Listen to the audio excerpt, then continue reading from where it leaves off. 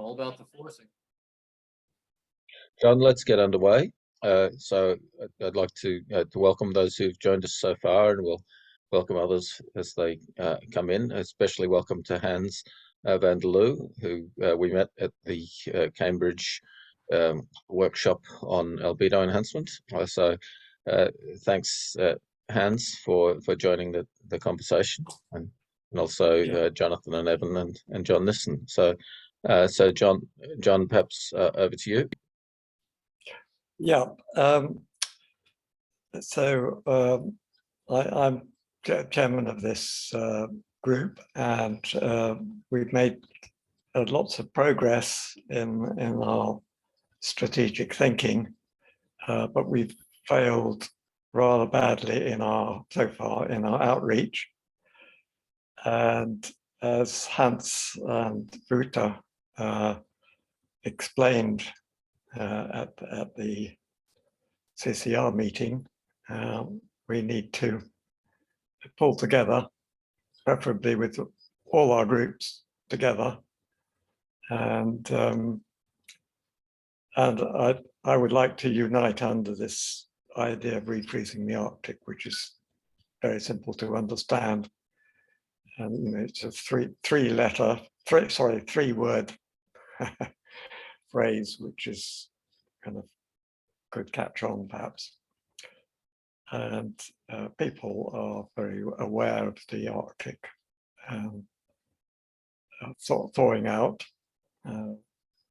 The big guns, the fossil fuel industries, their supporters in governments, and Putin and wanting a sea route, they are gunning against us in they want the Arctic to thaw out, and they just don't want to acknowledge the extreme catastrophes that could result if this process of melting and continues. So that's the point about the Milankovitch signals is that in the past, a dramatic climate change and sea level rise or fall has occurred as a result of really quite small changes in the Milankovitch signals. These change the heat balance in the northern hemisphere summer, so the peak of the Milankovitch signal in the northern hemisphere, mid-latitude or high latitude peak of the signal causes Arctic amplification that reduces the temperature gradient between the Arctic and the tropics, and that reduces the energy going into the Rossby waves, which carry the jet stream, and the Rossby waves meander more, they get stuck in blocking patterns, and the polar vortex itself can break up, and bits of cold air mass can meander quite a long way south. For example, Texas having freezing weather. There's a couple of things you've raised there. The security issues around the economic interests and political interests in melting of the pole, and also the broader context of the Milankovitch cycles. What I'd like to do is take advantage of Hans being on the call to just invite some reflection on the Cambridge discussion, and perhaps come back to some of those contextual things. I'd just like to thank Hans for responding to the email that I sent in following up the Cambridge discussion, and I think it's really interesting to make contact, Hans. You've got all sorts of high-level contacts in both business and politics, and so it's quite rare for us to encounter somebody like you who recognizes the message that we're presenting about a practical path toward cooling the planet, and I think John Nissen is spot on in terms of refreezing the Arctic, but it's part of a broad context, and that's like a one piece of a really big puzzle, and there's these questions about how can you open up a conversation. Like, I think John's point about the interests in having all year ocean routes through the Arctic. It's just a major security issue. Like, I would like to. I haven't seen any academic papers written on the security implications of melting, but it seems to me that it would be really quite severe. The trade-offs in terms of extreme weather and sea level rise for some sectional interests in improved trade are really not worth it. But yeah, anyway, the balance of risk is totally one way, but nobody seems to nobody in authority, none of the climate authorities, or in the broader security community, like this issue well, around there's one. Yeah, yeah, there is one. There's George Soros has that's right. Yeah, spoken. Yeah. Anyhow, I wanted to ask Hans to introduce himself, and then and then make some comments. Thank you, Hans. My microphone. Okay, you hear me? Yes. Yes. Or not? Well, on this Northern Sea Passage, I heard that being said by the Japanese Minister of Economic Affairs, who 2 years ago was a lady, and this was a virtual conference because we're still in COVID, and she actually called the Arctic Sea north of Russia the Sea of Hope. And I asked to intervene, and I said, Mrs. President or Mrs. Minister, this is like taking a crocodile as a pet. And when they're very small, it looks like a little Louis Vuitton handbag crawling over your floor until it grows and it bites off your head. So be careful with crocodile pets. And then there was a pause because they clearly only saw the short-term advantage, because going from Yokohama to Rotterdam and Hamburg, of course, is quicker if you can go for the Northern Sea route.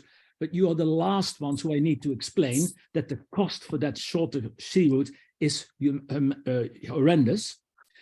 And in March, and I think, Robert, I forgot to put the link there, but I can still correct that.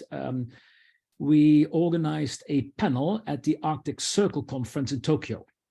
And this was a 3-day conference, and the Blue Cooling Initiative had brought together a 4 times former Prime Minister of the Netherlands.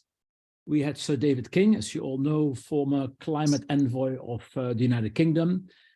I lived in Japan for 5 years, so the day I arrived, I went to the Gaimusho, the Ministry of Foreign Affairs, and of course they were surprised that I spoke Japanese. And then they said, well, do you have somebody in the ministry that deals with Arctic affairs? And I said, yes, indeed we have. So I went there, and I am the chairman of a Swiss think tank, which also has a branch in Australia and in the United States. We have a website also in Japanese, which is coincidental, but I showed that, and that really showed me in. And I then was able to persuade Mr. Kei Takewaka, who is the Japanese ambassador for Arctic affairs, to join our panel in Tokyo. And as you all know, Japan now has the G7 chairmanship. And although I have to admit they were not actually in our session proper, half the Prime Minister Kishida cabinet members were there on that 2-day conference. So it highlights why it is important. And perhaps the best quote that I can make was from the Dutch Prime Minister, who introduced himself as, my name is Jan-Peter Balkenende. I've been 4 times Prime Minister of the Netherlands. What the Netherlands have in common with Kanto, which is the big flat area where you got Tokyo, Kawasaki, Yokohama, and Kansai, which is the flat area where you got like Kobe and Osaka, where, by the way, together is 2/3 of the Japanese population, because 1/3 of the country is unconstructable, and large parts of the rest is risky to construct because it's all lava, not like in Switzerland, rocks. So when you got like earthquakes, you have landslides. So he said, we've got 3 things in common: the Netherlands, Kanto, and Kansai. Highly densely populated area. Secondly, a flat area. And thirdly, a river delta. So when you get sea level rise as a result of Arctic melting, the delta will make sure the water comes in deep inland. The flatness makes sure that it floods everything. And the densely populated characteristics means it will affect a lot of people and a lot of capital assets. And that, for a lot of people, was an eye-opener. This is all very plausible. I have to say, Robert, particularly to you, it does not happen to many people that they can actually deliver to me an epiphany that you actually did. And I really want to thank you for that. You've seen my post on LinkedIn, and you're very astute, detailed analysis that, of course, we have to go for net zero emissions, but the cooling effect of that will be centuries away. And the problem we now have climate warming and heating. So it should be net, and I never heard that expression before, but I've used it a lot already this week, thanks to you, Robert, is net zero heating. And I find that is a very good way of talking about it, and I think we can use that very well in also the political arena. And I hope, I don't know where exactly you are. I see you in Australia, but I hope you do come to Europe every now and then as well, because I think my unique gift is that I can speak the language of you people, although I'm nowhere near to your capacity at the scientific level, but I also know to speak the language of the politicians who are even further away from understanding your level. And I think the importance is to bridge the 2 worlds. Wouter, if you may remember, talked about 3 arenas. It's the arena of science, that's you. It's the arena of politics, where the decisions regarding rules are being taken. And then you got the arena of engagement, that is with society, to get the platform of support. And indeed the business world, because businesses are the doers of this world, but they need to be directed by the regulators in what they can do. We should give them a certain freedom, but there should be clear limits as well, in order to ensure that the collectiveness of activities of businesses, corporates, and citizens as individuals together lead to a future of well-being for humanity. And unfortunately, that will not come by itself, because there are all sorts of neuroscientific things like loss aversion going on. Even billionaires in New York can spite themselves of having lost a few 100,000. Although if you're a billionaire, then you can do that every week of the year and still be a rich person at the end. But it really, as a neuroscientific friend of mine said, it's wired in our DNA. When in the old days you had food, that was really important. If you had some extra food, well, that was a bonus. But losing the food you had could mean game over. So we have a very strong psychological barrier in losing something that we have. Now, the irony is that we may not have had something 5 years ago, and we're perfectly happy, but now we have it, and we find it very difficult to give up. So those of you that have heard of degrowth or reducing the energy or resource metabolism will in some form or art mean giving something up. Of course, energy efficiency, doing things in a smarter way is like a shock absorber, but I often say that the moving company, let's say Pickford's or whatever you have in your country, has given us 3 boxes to pack the present in to move to the future. Box 1 is the do better box. That's where energy efficiency, resource efficiency comes in, circularity comes in. Then we got the do less of box.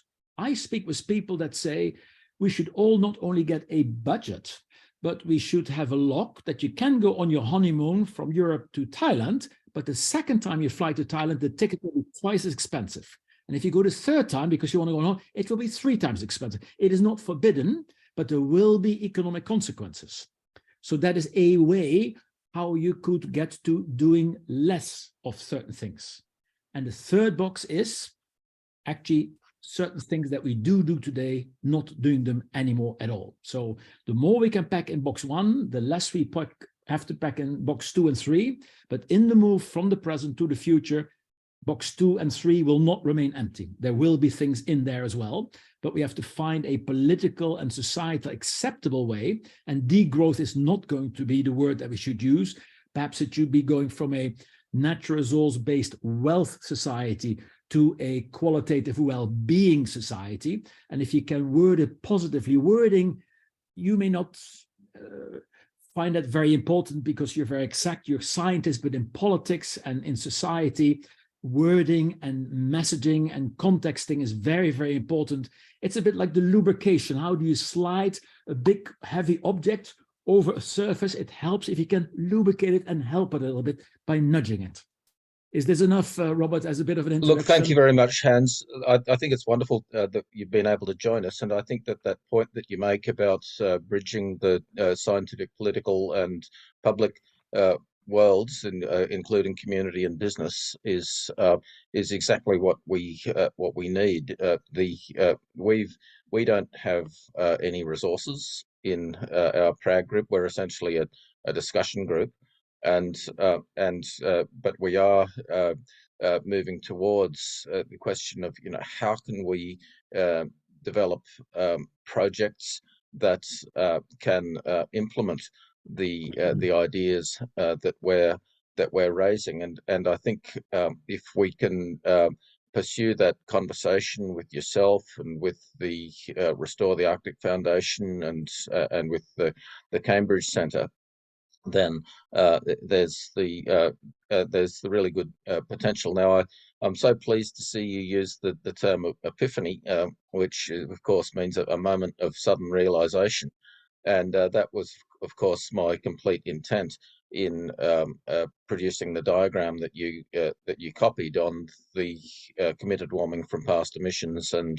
the annual effect of the Paris Accord.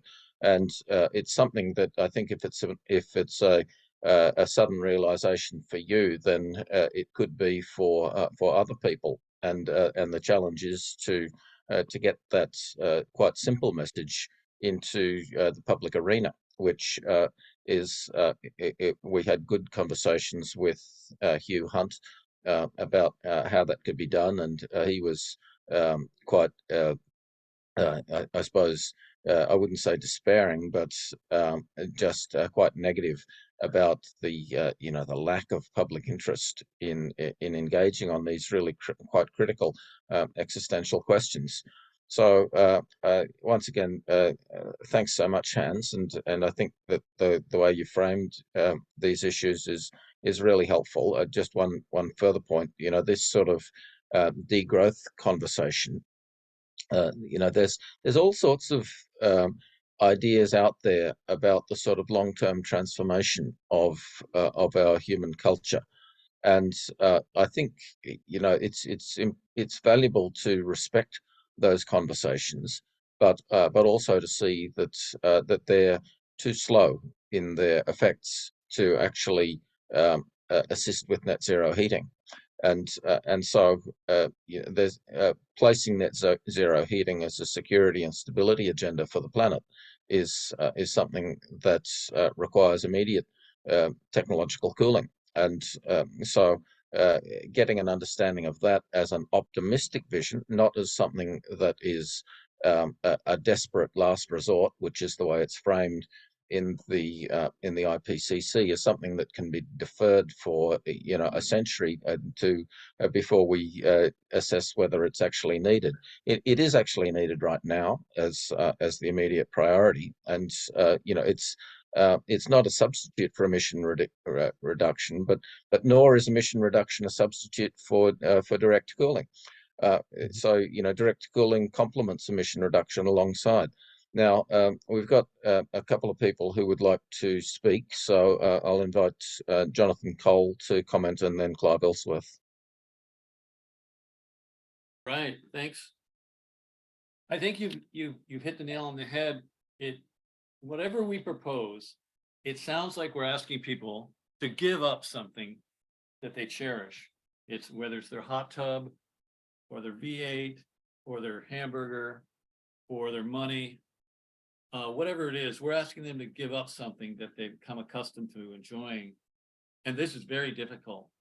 But there is one profession in every society that's been trained to do this, and that is the magistrate or the judge. And whatever happens in life, if you end up in front of a judge because the government wants more tax money from you, or your neighbor wants some land from you, or whatever, the judge can determine that you have to give up something that you cherish. And to a greater or lesser degree, we've all accepted this kind of a system, that eventually somebody who has been trained in equity concepts can take something from you, and then it's over. So I think that I put up a map of the ownership claims on the Arctic, and I think that the only way we're going to get action in any region, especially the Arctic, is in the countries that have ownership over a section, we get the magistrates in that country to declare that the activity, for instance, the oil drilling has to stop there, or anything else that's warming it locally, or that they must protect the area in order to cool the region for their citizens who are near that region. In other words, society's been set up, there's only one person in society that can tell somebody to give up something they cherish, and that's the magistrate. And in order to get the magistrate to do that, we will have to eventually have court cases that move through different systems. And that's why I propose that as, another area for our group to examine. Thanks, Jonathan. We've had an interesting recent conversation about, how can we promote the governance of cooling, and Brian von Hertzen suggested the model of the International Astronomical Union, which develops its 10-year strategic program of funding priorities, and then develops international agreement among experts and governments to support that program, and suggesting that a similar level of international agreement is needed for cooling the planet. And so, with a narrow focus on how to cool, but the question who's the judge is a governance problem that will take quite a lot of work to. I don't think the governments are actually the right target. Let me just explain a little bit. Each profession, be it politician, scientist, has sort of a overriding characteristic. For scientists, it has to be a curiosity, but for politicians, it's popularity. In other words, politicians, especially in the more democratic areas, have to be popular above all else. They're not trained at all in being a judge or in making the hard choices. Their only real goal, and we can't really fault them for it, is to get elected in the next cycle. So popularity is their theme or their key element. The scientists aren't going to do it. The politicians aren't going to do it. But the magistrates have this training about making the hard choices. So I think the faster route will be through the law in each country, and the magistrates can then force the politicians and the entire country to do something. Look, thanks, Jonathan. Others may wish to come back and develop that further, but let's move on to Clive. Thank you. Thank you, Robert. Yes, I saw your email this morning, Hans, replied, and Robert's reply, and that's why I'm here today, actually. Sorry to say that. Robert and many of the people here come to meetings which I host, the nature-based ocean and atmospheric cooling meetings. I'm not trying to promote them. I'm just saying that a lot of us here know each other, and we've known each other remotely for years. Actually, Robert came to London recently. We had met up and had a meal together and so forth. Anyway, so what I'm trying to say, and a wander along the Thames, it was very pleasant. Thank you, Clive. That's right. That was great to meet you personally, Robert. And there you are back in Australia now. What want to say here is it's important before we go to politicians or anybody and say we need to do sort of less or different or something better or whatever it is exactly what we're asking for. And to get cooling, when you see it, so I love your word epiphany. It needs to be net zero heating. So stop the heating and start letting the planet cool down. And up to now, everybody, including the IPCC, we've kind of been told that it's all about the greenhouse gases. And yes, it is about the green. Yes, it is about CO2, and now we've got methane shooting up and other things as well. But there's also something shooting down, which has been doing a lot of nice cooling, and that's these white aerosols. The ship tracks from, doesn't sound very nice, sulfur dioxide, but actually phytoplankton end up making the same things, well, sulfuric acid aerosol that clouds, that marine clouds, droplets nucleate on anyway. So it's reflecting heat away. So this is how I understand it, an enormous amount of heat comes in from the sun every day on the Earth. That's an enormous amount of heat that would destroy the Earth if it just kept, if we didn't have night and day. But in the night, that enormous amount of heat goes out to space again. But the amount of heat that actually gets in isn't everything that comes off the sun, because some of it gets reflected away by clouds. It just goes straight out to space. And we've put a little bit more greenhouse gases in the air, which means the planet is just warming up bit by bit by bit, and it's just going to keep going, as we know, and there's feedback processes and all that. And so this is what we've all learned from Stephen Salter coming to our meetings as well. Professor Stephen Salter, who's the big champion of marine cloud brightening, and he provides the calculations. It's all been vitally important to certainly to people like me. He says there is so much energy that comes in and gets and then gets reflected away. By definition, for the Earth to have had a pretty stable temperature over hundreds, thousands of years, the amount that coming in and the amount going out has to be exactly the same. And now, of course, it's a little bit more is coming in than is allowed to go out, because we've got this sort of blanket. So what Stephen Salter says is the clouds, you need to have just a little bit more clouds, a bit more cloud cover, and then you'll be reflecting away that little bit more. So you stabilize the temperature. And so after that, it's all calculating cloud depth to work out, exactly the amount of energy, how much clouds you need for that. And so this is why the climate repair people have working hard on that project to produce these nozzles that can make seawater into these tiny droplets to make clouds. And they're finding it really hard to do, because getting the droplets that small is difficult, less than a micron, or around about a micron or less, and then it has to evaporate. And there's a whole load of science with that as well. And so I don't know if you saw my presentation. It was very brief at the Cambridge Climate Repair. So I work with another person that everybody here and many people here know, which is Franz Oster. He's a German chemist, and he knows all kinds of solutions. I've worked with him to make his writings clear. He's a brilliant scientist, but he's not. He's not, German's not his, English is not his native language, let's put it like that. So he has said that in industry, people have known how to make these tiny particles for decades, for a long time. People make nanoparticles in industry all the time. And you could do it by producing what we call vaporous chlorides. It's chemicals, essentially. Chemicals, they react with the water vapor in the air to make nanoparticles. And depending on what chemicals you use, you can make something pretty inert, pretty non-toxic. But the point is nanoparticles, the right size for producing cloud droplets.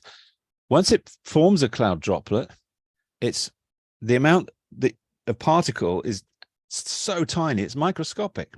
It's in a cubic meter, the weight is 1 microgram. So that's a millionth of a microgram. That's right, it's a millionth of a gram.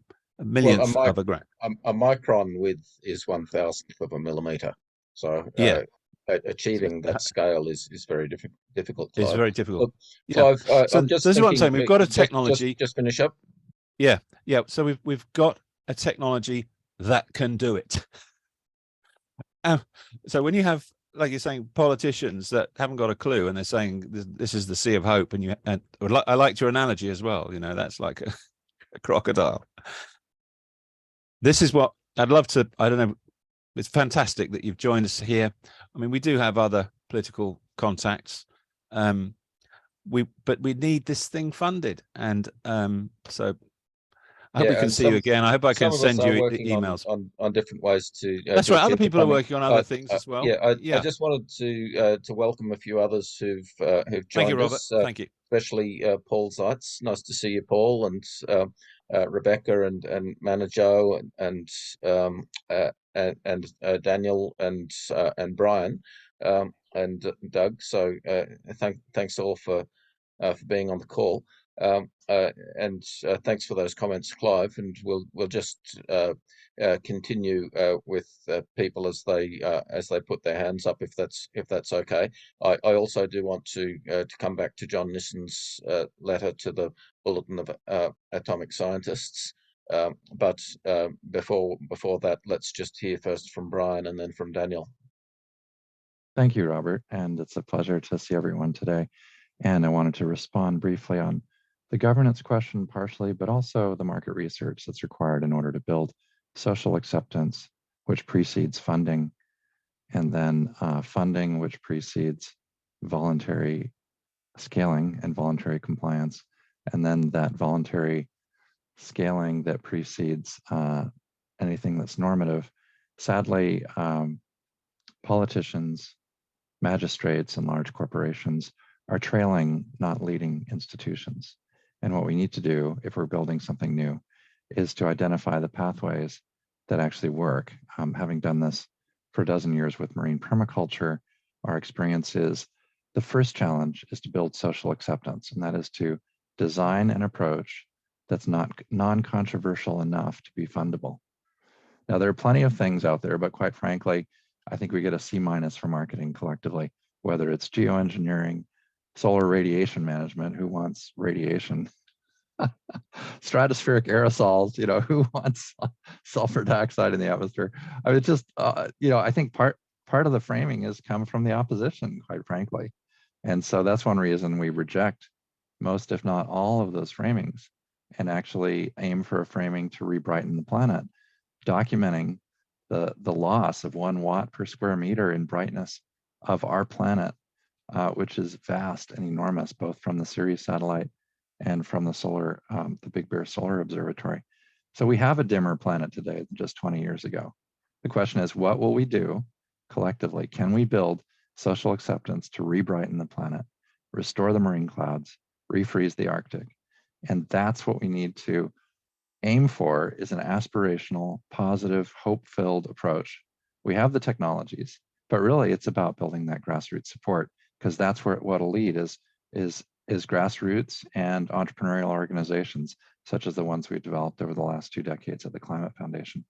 So very happy to help bring this forward. And we've done a lot of, let's say, value chain analysis and how do we do this, but it's definitely about framing it non-controversially enough to be funded, demonstrating social acceptance, and then going out and seeking that philanthropic funding.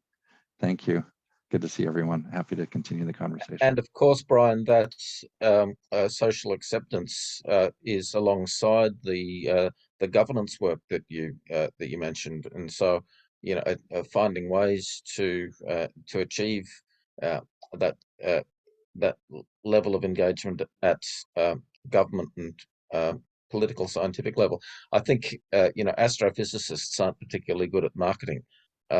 And so, or ocean physicists.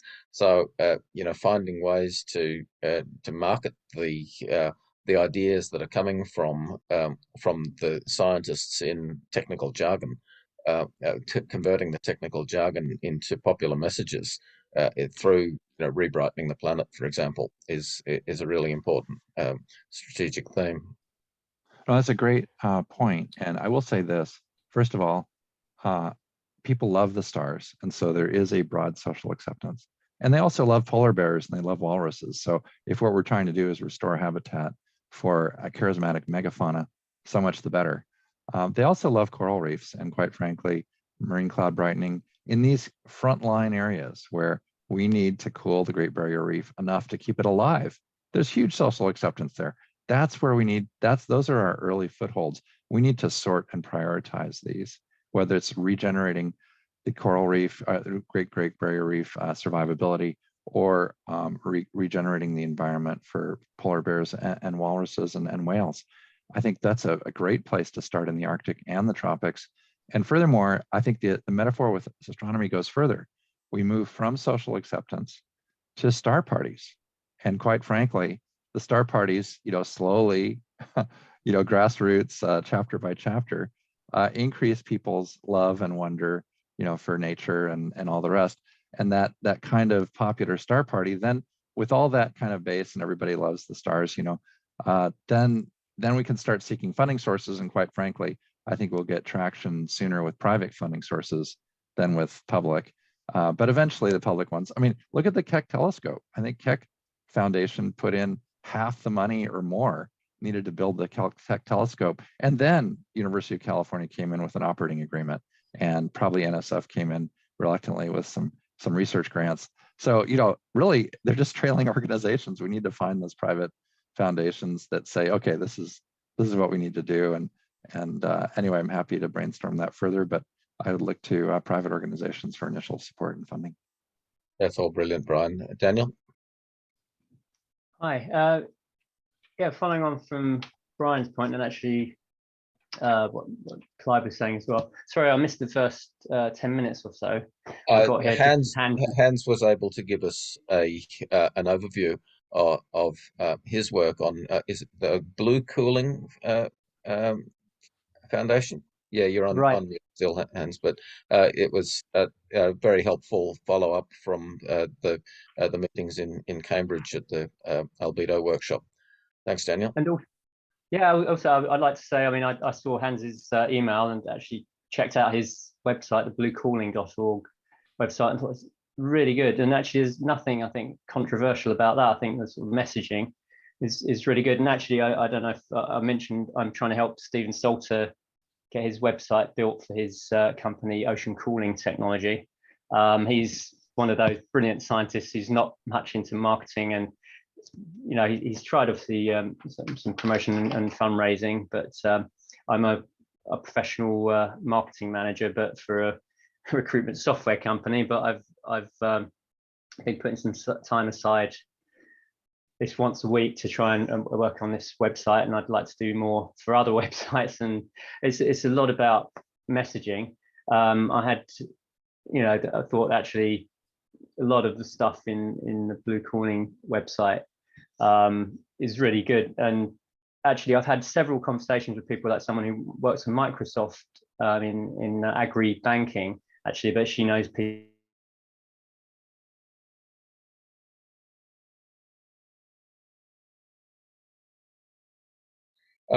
Can others hear Daniel? Looks like your screen has frozen, unfortunately, Daniel. Is it? Oh, I can. Yeah, I'll just turn off the. We can hear you now. Yeah, you're back again now. I've turned off the video, so it sort of reduces the screen. Thanks. Keep going. Yeah, I was gonna say I've had several conversations just in social, just general social terms with people who, there's one who works for Microsoft, is very interested in marine cloud brightening and other technologies, but initially had an instinctive sort of rejection of anything to do with geoengineering. But then actually her reaction was, oh, as soon as she heard it's just using natural substances, just seawater, that seemed important to her. And I know, Clive, that probably gets your back up, because actually, the infinitesimal impact of the non-natural substances in the scheme of things is not significant. But in people's minds, that's another psychological hurdle, you know, when people are recommending things. They want it to sound like they want things to sound natural. They want, you know, the fact that something can be local or, you know, regional. That what Brian was saying about just, you know, thinking about these technologies in terms of, it's a sort of sales thing in a way. You've got to overcome those years of objections and actually scaremongering about the what could happen with geoengineering affecting the weather, you know, terror of that. When they'd much rather have ever worsening droughts, floods, forest fires, famines, loss of all species, and the collapse of civilization as we know it. It's ironic, isn't it? It's crazy, but nevertheless, there's those psychological objections, those books that are being written, and you know, the science fiction of it to overcome. I know there are genuine concerns for all these things, and there's always unknown side effects to anything that does good as well, you know, whether it be medicine, whatever. Important medicines that have saved people's lives often have side effects. I have osteoporosis because I was on steroids that saved my life. So the thing is, these things happen, but if we do things carefully, and actually with technology, that is possible. But I was going to say another point, that Brian was saying that the social acceptance precedes the funding. And actually, having spoken to Stephen about this, it seemed after the Cambridge talks, and I mentioned obviously the MSc student Jake, I think his name was, who was doing the wafers, the silicon wafers, trying to make them exactly as Stephen had prescribed, basically, and he couldn't make the holes all the way through. I mentioned that to Stephen. He said, well, it's basically, he was using a contact method, and if you used an optical method, you could. And he said it's a matter of the cost.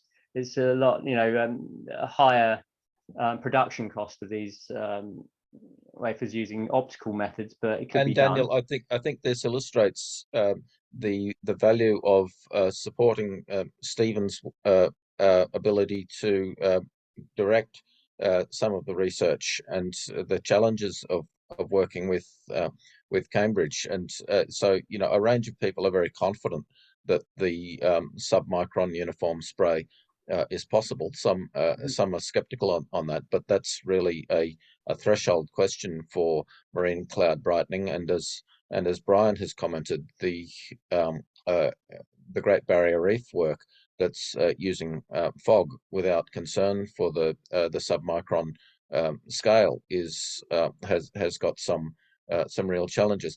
If you don't mind, Daniel, can we draw this discussion about implementation?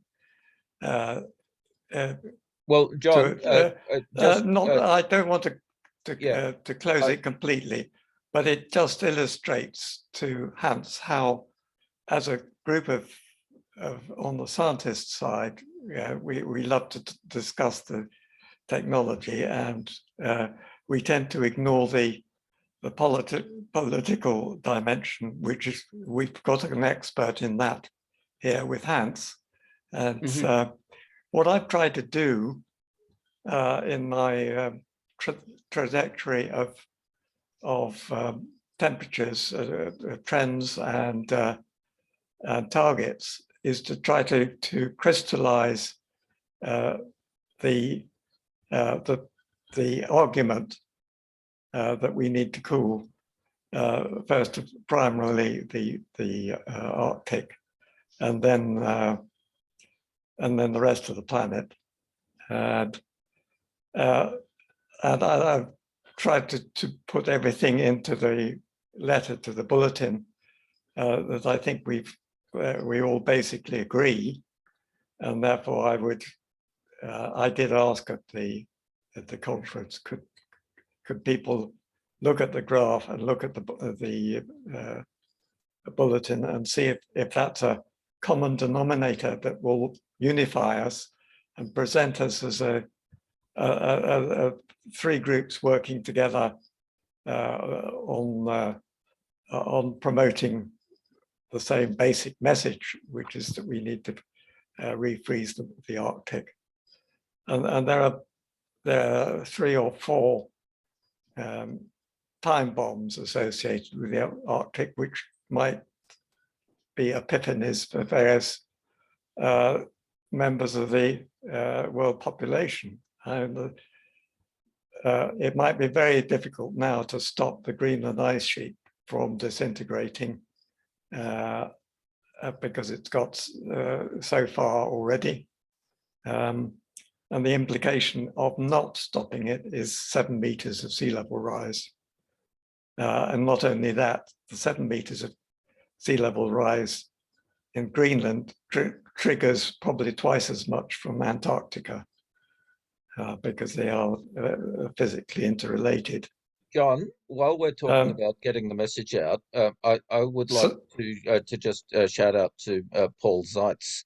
I think we've got hands up from Jonathan. Yeah, Hans, can I when you're finished, John, I'd like to invite Paul to talk about some of the work that he's been doing on marketing, which I think would be really useful for everyone to hear. So John.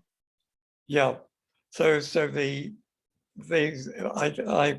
idea of the time bomb, I thought, might be something which might provoke the security community, which I think is another community which we should be looking at, invoking.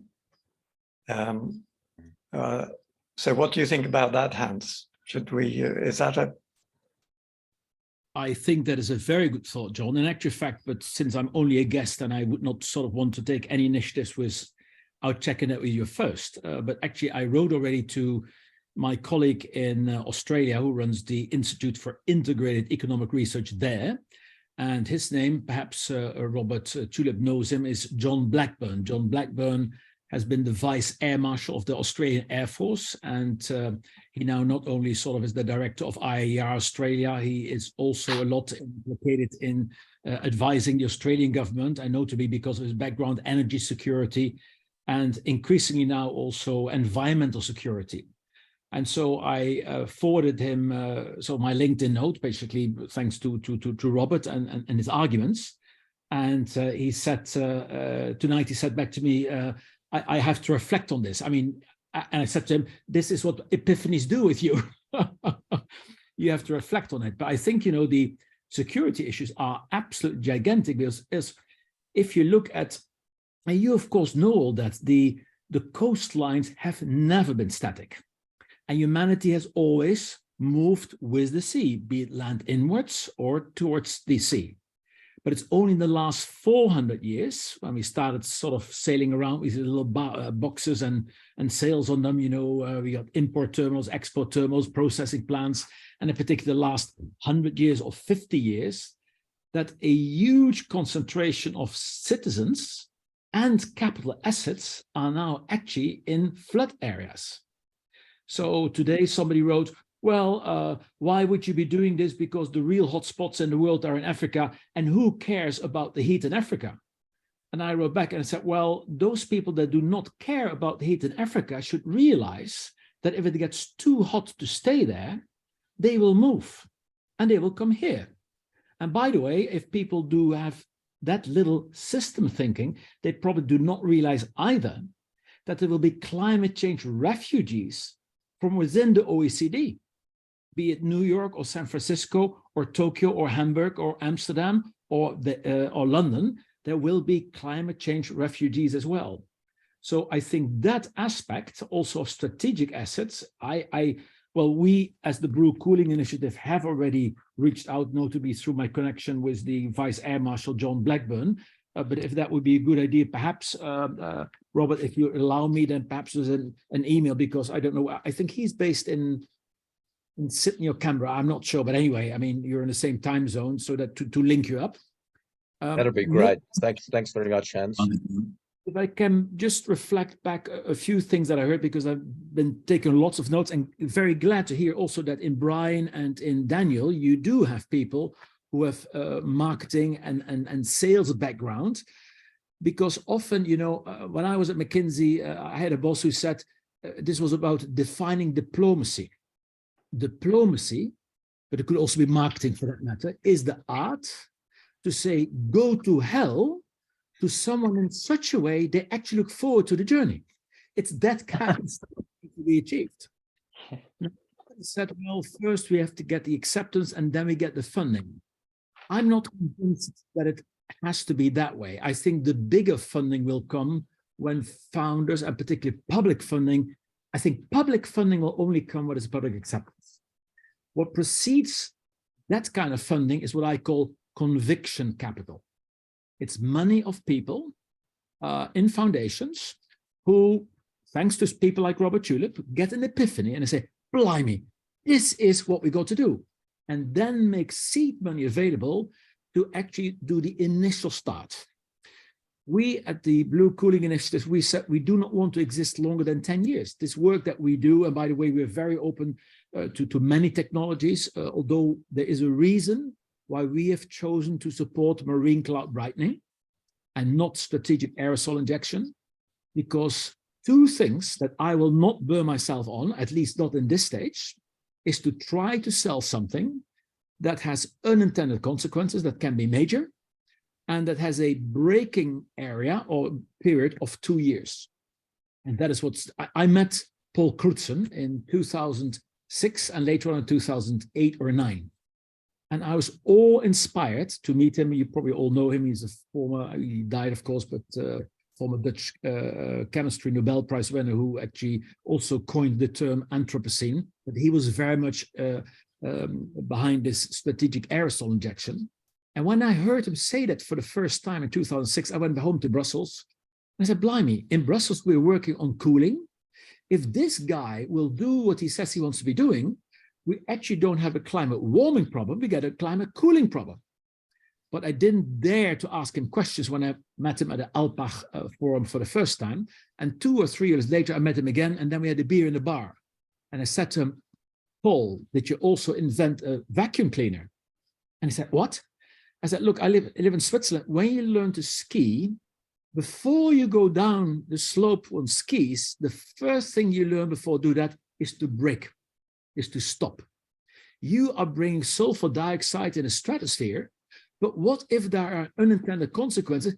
Do you have the means to take it out? That's what I meant with the vacuum cleaner. So we had a good laugh. Said, no, Hans, we do not need a vacuum cleaner because the process works that we have to keep adding it because it sort of whirls away as the Earth goes around its orbit. But nevertheless, it whirls away at a certain level. And of course, it's depending on how much you bring in orbit. And so the fact that the total effect only will dissipate after 2 years is going to be politically very, very difficult. This is why we have a proposal to inject at a high latitude, because the Brewer-Dobson circulation takes the sulfur towards the pole, and it leaves the stratosphere before it reaches the pole in a few months. So you inject in late spring or early summer, and you have very little SO2 left by the winter. And those are really important points, John. I think that one of the questions that Hans is raising is where do we find an entry point? And so like I also support what you're saying, John, and the potential to test at very small levels. But there's this question about what the order of things is, and I also appreciate your point that of urgency. But Hans, I'm just now Brian wants to speak, but I'm also really keen to just bring Paul Zeitz into the conversation. Paul, do you mind introducing yourself? Sure. I mean, I can go after Brian if you want. I mean, whatever you want. Let's hear from you first, and then Brian. Okay, thank you. Hi, everyone. My name is Paul Zeitz. Honored to be here. I am a physician by training, actually. So someone mentioned the metaphor of, how we, intervene on the human body to optimize it, and there are risks and benefits, and we make choices. And that's the metaphor for how our relationship with the atmosphere and all that. And we just have to kind of make that socially acceptable. It's so bizarre to me because, like, what is all the CO2 up there? That's geoengineering. we've been doing geoengineering. So anyway, unregulated. So we're calling for regulated and controlled, management of the atmosphere. So anyway, I've spent the last 35 years of my life not doing clinical medicine, but rather political advocacy campaigning and movement building. And just today, we publicly launched my latest chapter, which is called Unify, #Unify. I put the link up in the chat. And it's a movement building platform. And it's #Unify. So the idea is that you can create movement identities with a hashtag, and you kind of bring people together under a movement approach to kind of drive action. So I've been honored to be able to be working with HPAC for the past maybe 2 months. And we presented them, we presented to their steering circle. We had lots of discussions, and they have approved us going forward with an action plan. And we're just like, this is like open information. It's not secret, and we would love to share it with you and get your input on it, to come together and come up with an agenda, like policy recommendations that are short and pithy and political, and that we intervene at the Overshoot Commission, as it's finalizing its report, and we get our voice as a voice of truth, basically, or a voice of action, or a voice of, like, we are on the right side of history, and we just have to just know that we're going through a portal here. We're about to win, So we need like plans, we need like details, like budgets, and how much does it cost to do what you all want to do? Do you have a business plan for all this? Like that we could say, President who, like, fund this, like we got to start marketing business plans, of operational plans, and the governance. Like I haven't heard, we need a solution, and we have to advocate for that. So anyway, that's what we're up to. I share this is tentative, and it's all for, consideration. It's #Unify for climate action. So it's a hashtag, and we're kind of branding it under that kind of brand. And we're working with advocacy experts and comms experts. And if you know people that are experts in those fields, please, we're happy to, it's an open journey. And we'd love to connect with Prague. And, I think there's complete overlap of our agendas. So, we should kind of, at least from an advocacy perspective, unify, and then you guys can fight it all out about the solutions and all that. Thanks, Paul. Brian? Yes, I just wanted a brief comment on unintended consequences. And that is 40 years ago, we had the luxury of being very picky and choosy about what kind of approaches we would use to reduce emissions. Sadly, there's been 3 decades of prevarication rather than action. And so we found ourselves evolving from being able to try to reduce emissions to working actively to reduce and remove greenhouse gases, to one where we need to seriously consider rebrightening the planet just to keep our life support systems operating well. In many ways, as physicians for the planet, as scientists and technologists, and as concerned stakeholders, we need to understand that we're living in an age of triage. And if you're a physician in a triage situation, you have to make choices. And I would say there's no gigaton remove that isn't going to have some side effect. There's no rebrightening or other approach there are going to be side effects. But let's look at the side effects of doing nothing. What are the side effects of business as usual? How soon will we be flying off the cliff? And this is in an age of triage. We need to be right up front about the fact that yes, there'll be some side effects, but they are so much better than staying on the straight, on business as usual path. And I'd just like to encourage us to adopt, a communication strategy that says there are going to be trade-offs, and we need to discuss those as civil society. Find the ones where we can make progress. And I'm actually encouraging to, there's this notion of plausible deniability, and I think what we need to develop is use those tools in our favor, and that is identify some areas, whether it's the Great Barrier Reef or the Arctic ecosystem, where we can work to make some early progress and not try to solve the whole world problem at once. You know, the Beatles didn't get from I Want to Hold Your Hand to Helter Skelter in one song. They took 3 years or 4 years to do it, and dozens of songs. And so each song is a project, and I would encourage us to adopt the I Want to Hold Your Hand, the easy, you know, the ones where we can get social acceptance, and work on marine cloud brightening and other technologies in the tropics and the Arctic under a framework of really working to address ecosystems that are collapsing and that have the charismatic mega ecosystems that we all want to preserve and regenerate. So it's been an effective strategy for us at the Climate Foundation, and I would just offer that as a way forward in a series of step-by-step methods that can build traction and funding. Thank you. Yeah, when I was flying back from London to Sydney, I just spent the time watching David Attenborough's documentaries about the frozen planet, and you know, pointing out a third of our planet is frozen, and as you say, Brian, the charismatic megafauna, the polar bears, you know, the seals and orcas, are amazing, but and penguins, but under threat, and so. You know, I think the biodiversity benefits of direct cooling are a factor that hasn't been recognised. And we had the head of UNEP recently comment in her forward to the UNEP paper on this topic that geoengineering does nothing for environmental benefit. And so to have that sort of misconception out there in such a prominent place. It's like Yeah. you know, there are just so many of these misconceptions out there in the public sphere, and I fear especially in some of the UN organizations.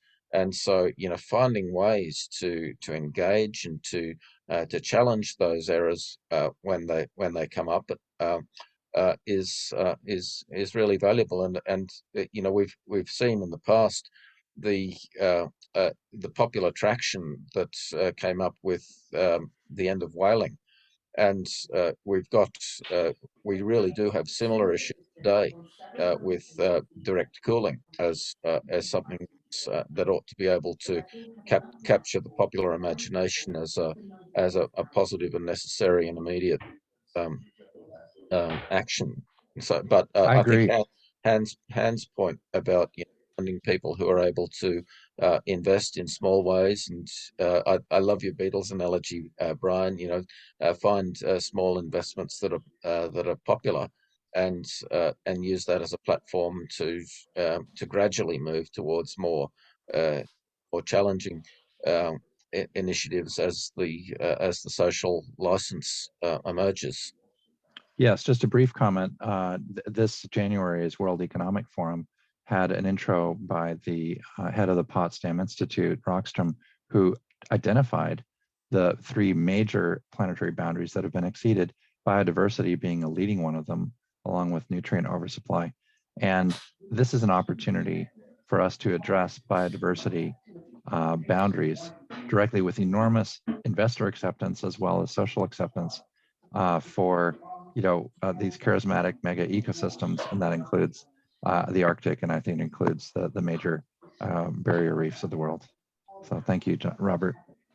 I love your language use, Brian, like charismatic biospheres and ecosystems. That's a beautiful combination. We do need these kind of things. I mean, I also noted down what Paul said, you know, it's because I actually say the same thing, Paul, you know, and people say, oh, but Mr. Van, what you want to do, this is geoengineering, you can't do that. I said, well, do you know what the single biggest geoengineering project ever undertaken on this planet is? What, do you have another plan? I said, no, industrialization. And exactly as you said, Paul, that is uncontrolled geoengineering, obviously not with the intent to geoengineer, but with the effect to geoengineer. And then when I talk about marine cloud brightening, and Robert, do allow me to put 2 small flies in the ointment here as well after this remark. But the reason why we say this is cloud engineering at best, but okay, we do as many clouds, and the cumulative effect may be some geoengineering intention, but because it's on an individual, localized, regionalized, time-bound, we even use words like homeopathic, biomimetic, natural. I think some of you said it as well, I think you, Daniel, calling it like that. Language is important, because the fly that I want to put in the ointment, that you may be aware that there was a letter signed by 70 scientists, and not the least ones, even including some Nobel Prize winners, a former EU commissioner who happens to be a good friend of mine. So later on I said, Janos, how could you possibly sign this? They were calling for a moratorium on research. Now, it's different from a moratorium on application, but a moratorium on research. And I have taken them to the cleaners on bigger conferences. I think this is throwing us back to the Middle Ages. Should I now expect the Inquisition as well to come after me because I criticize you for not putting a moratorium on research? We can later on decide not to implement it, but a moratorium on research is the dumb thing you can do. I also agree with you, Brian, that it is very important to keep the mind open there. But we should be mindful that there are also people with quite some knowledge against this. The analogy that I often make to what you said, Brian, is that particularly young people, NGOs, but also these very extreme views who probably say these things because they want to be very pure. And there I say, I've got a bad news for you. You may think that somewhere out there, there is a world of purity where the choices are between good and bad. But I'm telling you, that world has ceased to exist at least half a century ago. The world that you're in now is where we got choices between bad and less bad. And if you're not willing to take the less bad, then the net set of options will be bad and very bad. And then you will regret not having chosen the very bad. Now, the reason why I do not propose to make this our communication platform because it is negative, but be aware that that plays out there. So I like it the way you put it, actually more, Brian, to do that way. Thanks, Hans. That raises really it's my pleasure critical... there. And I think that makes a lot of sense. And we have had incredible traction with positive framing and by focusing on the ecosystems. And, you know, there are folks in Australia already testing marine cloud brightening, not very effectively, but they're actually doing it in the field today. They just don't call it geoengineering.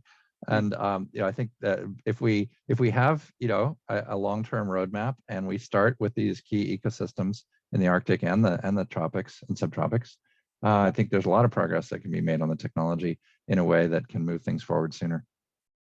May I bring one more thing and actually link to that letter? And actually I saw, Robert, and thank you very much, you sent me this I think it was a 2-pager on the moral or ethics of marine cloud brightening. Don't underestimate how important this is. And we actually, I don't know whether you guys know Janos Pastors. He works for the Carnegie Foundation, and they're very much into this mode. I've known Janos for many, many years when he was still at IUCN and later on, and I know his heart is with marine cloud brightening. Actually at JESDA, which is the Geneva Social Diplomatic Convention, he was actually in a panel together with Mr. Frank Biermann, who is a German professor teaching politicology at University of Utrecht. He is not a physicist at all, but he actually organized this letter. So when he was there, I said, look, I do understand your concerns, because what we do not want is that the rich world will throw the poor world in front of the train and then try to save our backs. But calling a moratorium on research, that's a dumber thing that you can do. And actually, Janos was in there as well, and we played a little bit ping pong ball there. And I know he's very much in favor of the marine cloud brightening, but they are very much approaching the ethics of it. And so the whole north-south divide. Now, Robert Carnegie actually also gave many libraries to many big cities in the world, but in The Hague, he actually gave the International Peace Palace. And actually Wouter, who some of you met in Cambridge as well, that's the founder of the Environmental Defense Force in the Netherlands, and he was the one who brought the Club of Rome booklet, you know, Limits to Growth 50 years back, you know, translated that, and is a very skillful political operator. He knows the director of the International Peace Palace, built by Carnegie, and so we're thinking of either in Cambridge or in the Peace Palace in The Hague in December to organize a big conference about ethics, but we do want people like you, like scientists there as well, but we'll also bring the politicians and the skeptics about that. And then through the debate, you know, and I can see, you know, with your help and your argumentation and what you said just now, John Nissen, how you could sort of deflect the concerns about stratospheric aerosol injections. Well, if we do it at different altitudes, then the receding time will be shorter, so we do not have these long periods of time, and we can sort of keep it more precise, because the unintended consequence, you do something in A and then in C and D, you get negative effects that you otherwise would not have had. Those concerns really have to be taken away. And I also say that unless the world is willing to engage in homeopathic treatment and says, no, I'm not going to do homeopathic treatment, the disease will further develop. And that means in 10 years' time, you will need a much, much more severe treatment. And I think that's a realistic point as well. I don't know whether I share it with you, otherwise I'll do it in a response to the invite for this email. I did an interview with David King 2 years ago at the EU Clean Energy Summit.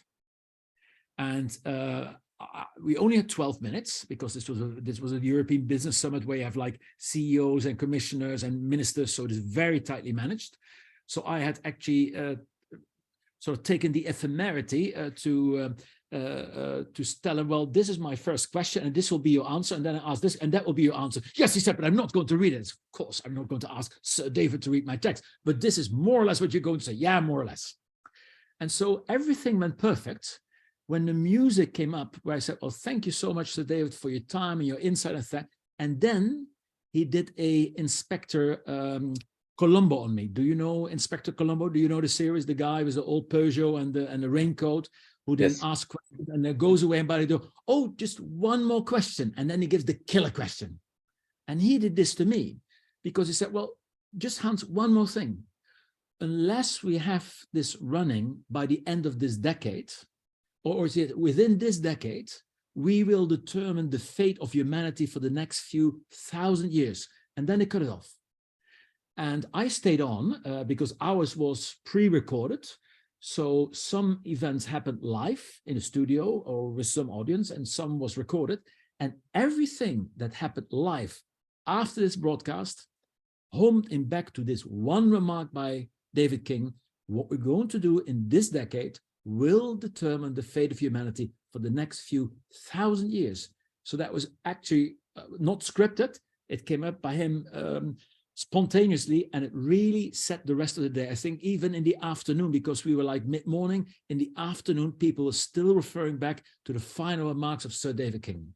So coining the phrases, your charismatic ecosystem, I wrote it down, Brian, I'm going to steal it and use it. But these kind of things are really important. Storytelling, you are all very smart scientists. You may think storytelling does not matter. To normal people, this is very, very, very important. But the storytelling, of course, should be based on things that are physically correct, that comply with the laws of nature. Look, so I will make sure that you all get invited. Whether you all get a role, I don't know, but the names of the people on the list, I'll keep you posted on what we'll be doing in The Hague there. And there will be people, we want to do it together with Carnegie, because they are already thinking, what kind of supranational, because somebody earlier on, I think it was Jonathan, you spoke about the importance of the magistrate. But who's the magistrate that will tell Russia that they can't do certain things in their section of the pole? There is no court in any other country, and probably a Russian court is not going to say that to Mr. Putin either. So then you're back at the United Nations or the Security Council. And so I think whilst they are rather conservative, and Mr. Guterres has not yet had the epiphany that you gave to me, Robert, because he keeps hammering on this net zero emissions. But at one stage, we will need to go to these UN organizations, World Bank, IFC, the United Nations themselves. And I think actually within 10 years, we need some kind of supranational body that will bring together stakeholders, scientists, NGOs, et cetera, as a kind of a governance that will give trust to people and politicians in the world that this is done in a somehow equitable way. I think those dimensions, in addition to the scientific part and the marketing part, are all threads of the work that we need to do. Yeah, we've been talking about an international albedo union modeled on the International Astronomy Union, as one way of bringing together scientific and political and other interests. I really liked your point about the homeopathic approach, because I think that it's possible to start with some of these chemistry changes at an extremely low level, and just gradually build it up until the point where you can detect some effect. So there's, rather than sort of starting off, trying to get agreement to start at a bigger level, starting at a smaller level. My background actually is in ethics. I did my Master of Arts Honours thesis on ethics and philosophy. So I'm really interested in pursuing. I'll be giving a talk next year at the International Congress on Dietrich Bonhoeffer, the theologian, on climate ethics and related to his theology. So there's a range of perspectives that we have here. Now let's I do want to go back to John to find out if there's final comments, but perhaps just before we hear from John Nissen, if Jonathan Cole has a comment. Jonathan. Hey, thanks. Yeah, just something quick. The amount of countries on Earth, let's say it's 200 countries. Let's say, 150 of them have well-developed legal systems that are actually constitutionally founded. We can always talk about rogue states like dictatorships or Russia, and we could obviously imagine the difficulty in a court of forcing Putin to do anything. But if we separate out the rogue states and the ones with undeveloped legal systems, there's plenty that still have a constitution that promises some sort of right to life, essentially. And that can be leveraged. The outrage that we feel about our world being destroyed is deep. And these legal systems have avenues for people to demand that the governments protect life, especially the life of the citizens. So where we still have legal systems that function, even if it only covers half of the Arctic, we should still, I think, pursue this avenue. I think that's true, but somebody said earlier that I think it was yourself, Robert, the security dimension. I mean, many nations, these big nations, Russia included, but perhaps the United States as well, or Canada, they're also looking at it because we now so desperately want to develop rebuildable energy, which is the more appropriate term for renewables, because I can assure you that anything you do offshore will need rebuilding after 15 or 20 years. We need a huge amount of metals, to capture, convert, and store and distribute this power, because you cannot send electrons through pipelines. And so a lot of people are both thinking about deep sea mining as well as mining the Arctics.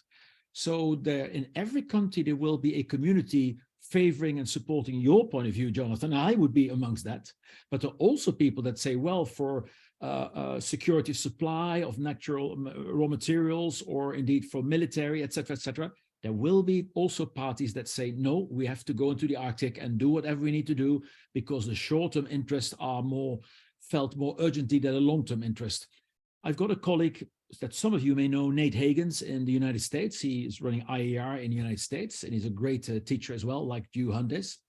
And he says, we as a species, even though we got like a life expectancy of 80 or 85 years, I mean, there's turtles and whales that are like double or 3 times as long, trees that can last for 1,000 years. So we as a being have a relatively short life expectancy. So we're as short-lived beings. Emotionally, we do not really have an interest in the future. Of course, we love our children, but I often get the answer, well, Mr. van der Loo, very nice, but my children all got a good education and I had to overcome my challenges, and thanks to the education, they'll overcome theirs. Of course, we all know that if the challenge is exponentially more difficult, then a similar education that we had will not help them. But I think that's a very important dimension to keep in mind as well, that it's multifaceted. People will relook at the Arctic as a certain way. I look at it as towers of ice that we want to keep frozen because otherwise they'll flood the Netherlands and other low-lying areas. But the other people that say, well, this is a treasure trove of natural resources for oil or metals or what have you, or indeed military bases. So sadly, there is that part as well. And sadly, not everyone is as logical as you are and make very funny trade-offs when they have to look for short-term advantages and longer-term effects. And so that's why bringing in the security dimension, Robert, is a very good point. And that actually, I'll write in my email when I introduce you to John Blackburn, because that is actually his cup of tea. That's right. Thanks, Hans, for mentioning your interview with Sir David. I've put the link to it in the chat. And Rebecca, who's also on our call, Rebecca hasn't spoken today, but she shared that with me and a couple of us just this week. And so I was just able to see it for the first time this week. And I thought it was brilliant. And I really commend you on that conversation with Dave. And so as you say, you know, what we do this decade will determine the long-term future of our planet. So yeah, a good one to see. Daniel. Could I just say something before Daniel? Please, do you Rebecca. mind, Robert? I just wanted to say good morning to everyone. I've been listening very carefully, and you probably can tell I'm on the bus.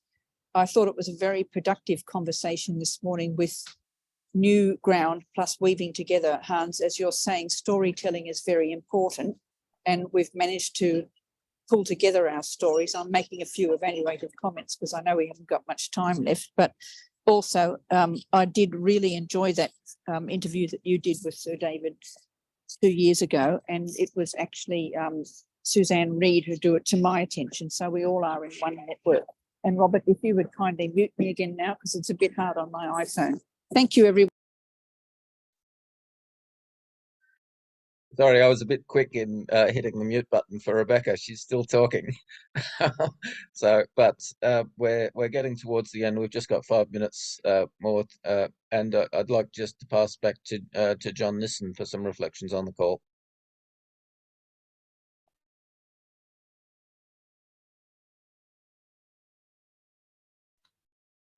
There we are, unmuted. Yeah, okay. So I will leave you with the thought that we could get traction on the security issues and the idea of the time bombs in the Arctic, which they're not just time bombs in the Arctic, because they trigger other tipping points around the world, in the Antarctic and so on. So I think that's a major thought from today's meeting, which we should follow up, and I'm sure Hans can help us on that. We don't have many contacts into as you do, Hans. I have to admit, you're going to be a treasure trove for us with your contacts and knowledge of the political side of things. John, what's the time frame for the letter to the bulletin? Well, I've been waiting for reaction to it. I put it out and has asked people to comment, and so far I've had kind of one typo corrected by Mike McCracken, but I think there's quite a feeling among people like him that they don't want to stick their neck out and put a signature on, and that's why I would, although they kind of support the general idea of the letter and the ambition and what we need to do, but there's a kind of mafia against any mention of SRM deployment, especially in anything in the near term, and people actually fear this mafia. And people like David Keith have had death threats it's, you know, it is a serious thing. This is partly why we need solidarity. So if we all present the same case and back it up with sufficient science, that we have the credibility of being the correct science, and IPCC persistently understating the science and underplaying what's happening in the Arctic and obfuscating with their models what's actually happening, because their models are full of wrong assumptions, and they don't take into account positive feedback and things like that. We have to be believable as scientists, because while IPCC claims to be the authority on the science of climate change, they've been infiltrated by the fossil fuel companies. There's now going to be, or proposed to be, an oil executive leading the next COP. I mean, that's absolutely blatant, isn't it? Very blatant sign that they're in control, and the people, the delegates for these COP conferences are very much biased towards the oil industry and people who are really interested in preserving the status quo. And the status quo has been preserved for 40 years or so. The impact of IPC and COPs on the CO2 emissions has been negligible. In fact, the projections, the COP projections have generally been less than what actually observed. Okay, we've just got 1 minute to go. I'd just like to if anyone has any final final comments before we close in just 1 minute. Could I just point out something that happened in the news today, which is the huge heat waves off the coast of the UK, the marine heat waves.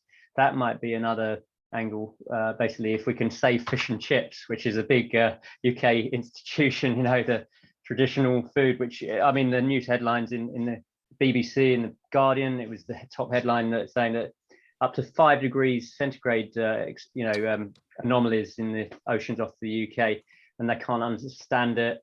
So actually, that might be a good way into say, actually, we've got technology that can cool this ocean. We can cool other parts of the ocean as well. Anyway, just a thought. Thanks, Daniel. Okay, well, we've reached the end of our usual time, so I'd just like to sincerely thank everybody very much for joining the call, especially Hans. I think that your engagement with us today has been invaluable, so really appreciate that. And everyone else, thank you very much. And I've recorded it, and we'll share the recording. And so look forward to seeing you again soon. Thank you very much, Robert. Bye. Good to meet you, Franz and Paul. All right. Yeah. Bye. Bye for now, everyone. Bye.